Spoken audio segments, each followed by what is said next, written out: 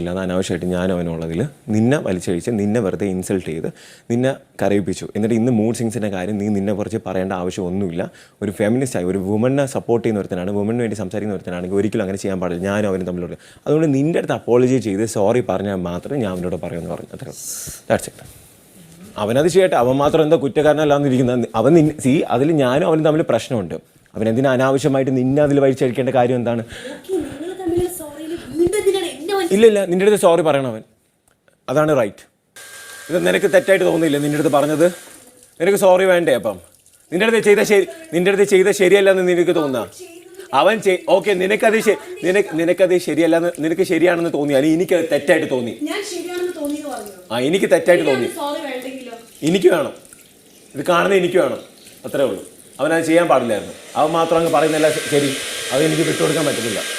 അത് നീ ആയതുകൊണ്ടല്ല.